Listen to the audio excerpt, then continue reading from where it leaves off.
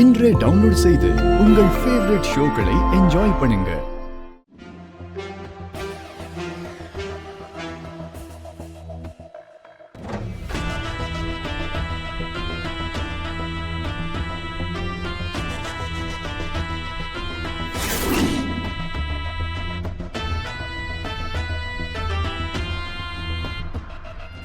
அப்பா பிள்ளைங்களோட சேர்ந்து திருட்டுத்தனம் பண்ணியிருக்கான்.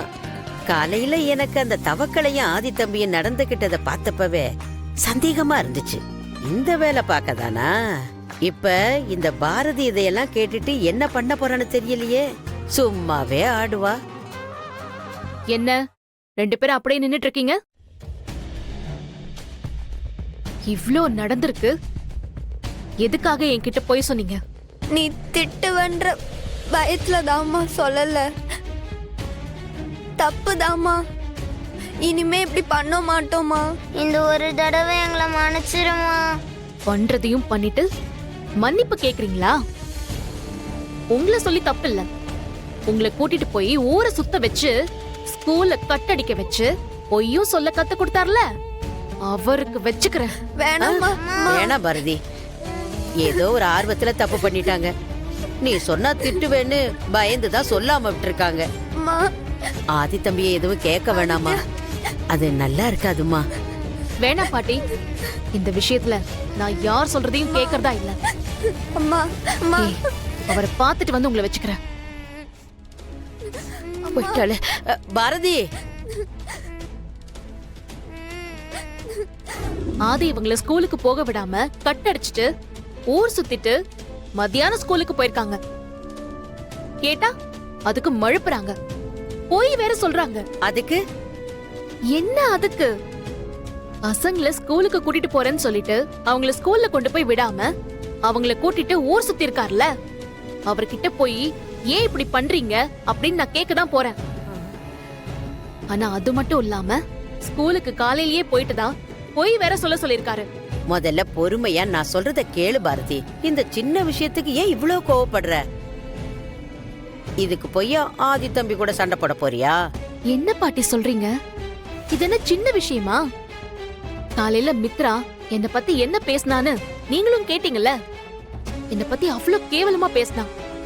இப்ப பாருங்க, பசங்களை என்கிட்ட பொய் சொல்ற அளவுக்கு அவங்கள வளர்த்து விட்டுருக்காரு.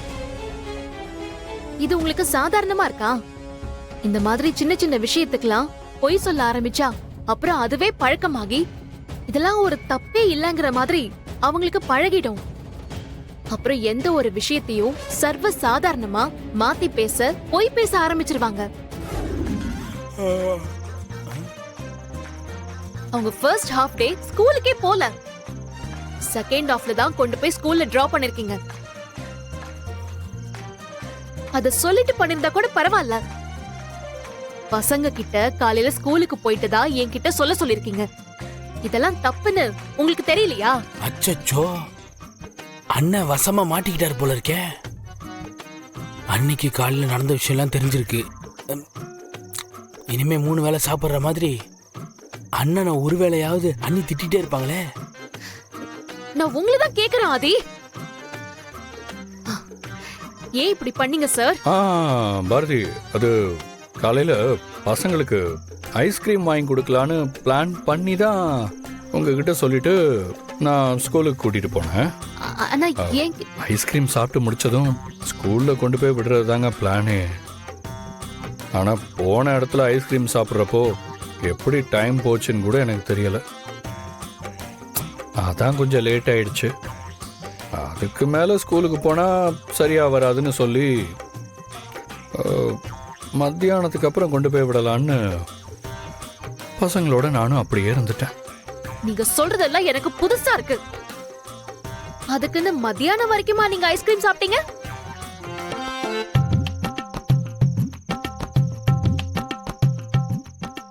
இங்க பாருங்க ஆதி சார், நீங்க என் பசங்க கிட்ட எப்ப உங்களை அப்பான்னு கூப்பிட வேண்டாம் அங்கிள்னு கூப்பிட சொன்னீங்களோ அப்பவே எல்லாமே முடிஞ்சு போச்சு.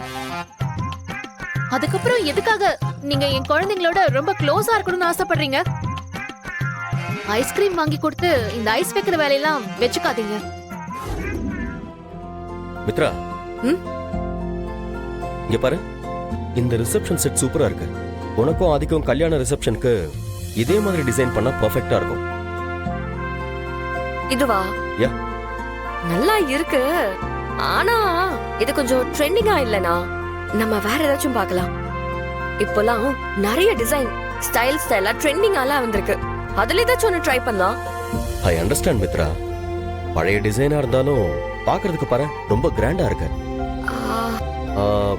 நீ வேணா ஆதி கிட்ட இதை காட்டி ஒரு தடவை கேட்டு பாரு. ஆதியும் நீ சொன்ன மாதிரியே சொன்னா நாம வேற ஆப்ஷன் ஏதாவது பார்க்கலாம். சரி, ஓகே. நான் போய் ஆதி கிட்ட காமிச்சிட்டு வரேன். ஓகே, இந்தா.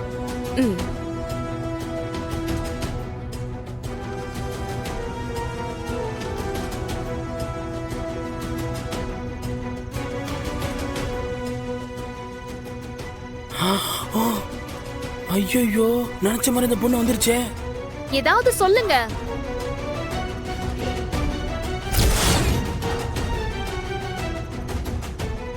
ஐயோ, மித்ரா நானும் பாரதியும் பேசுறத பார்த்துட்டு இருக்காளே. இப்ப நான் பாரதி கிட்ட பேசுறத மட்டும் அவ கேட்டா அப்புறம் நான் சொன்ன பொய்யெல்லாம் அவளுக்கு தெரிஞ்சிடும். பாரதியவே சமாளிக்க முடியல. இதுக்கப்புறம் மித்ரா என்ன கேள்வி கேட்பான்னே தெரியல. ஹலோ பாரதி, நீங்க என்ன நினைச்சிட்டு இருக்கீங்க? அந்த குழந்தை மேல நான் உசிரியா வச்சிருக்கேன். நீங்க இன்னொரு தடவை அவங்க கூட என்ன க்ளோஸா பழக வேண்டாம்னு சொன்னீங்க, நான் சுத்தமா எல்லாத்தையும் வெறுத்துருவேன். ஆதி ஏதோ பாரதி கிட்ட இவ்ளோ டென்ஷனா பேசிட்டு இருக்காரு.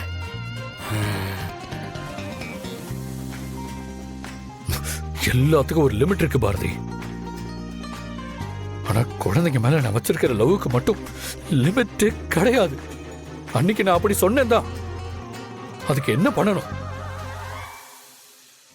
தெரியாம அங்கிள்னு கூப்பிட சொல்லி தப்பு பண்ணிட்டேன் பாரதி, தப்பு பண்ணிட்டேன். அதுக்கு பனிஷ்மெண்ட் கொடுத்தா நான் எப்படி தாங்குவேன் பாரதி? மித்ரா, அங்க என்ன நடக்குது? என்ன விஷயம்னு தெரியலனா, ஆனா ஆதி ரொம்ப நேரமா பாரதிய பயங்கரமா திட்டிக்கிட்டு இருக்காரு. இப்போ இப்படி நடந்துக்கிற ஆதி இதே மாதிரி ஒரு 10 நாள் கண்டினியூஸா பண்ணிட்டாருன்னா பாரதிய வெறுத்து போய் ஆதி விட்டுட்டு போயிருவா. அட லூசுங்களா, அங்க ஆதி என்ன உங்க எல்லாரையும் முட்டாளாக்கிட்டு வடிவேல் படம் ஓட்டிக்கிட்டு இருக்காரு. நீங்க அதை நம்பி அவர் பாரதி என்னை திட்டாருன்னு சந்தோஷமா நீங்க வேடிக்கை பார்த்துட்டு இருக்கீங்களா? எது எப்படியோ இதுங்க இப்படி இருக்கிறதா அண்ணனுக்கு நல்லது. இல்ல ரெண்டு பக்கம் மாட்டிக்கிட்டு அண்ணன் ரொம்ப கஷ்டப்படுவாரு.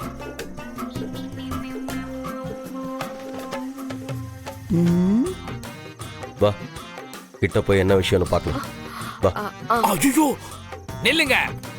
எங்க போறீங்க? நீங்க அங்க போனீங்க, அப்புறம் அண்ணனுக்கு இருக்கிற கோவத்துக்கு உங்களையும் சேர்த்து ஏதாவது திட்டிட்டு போறாரு.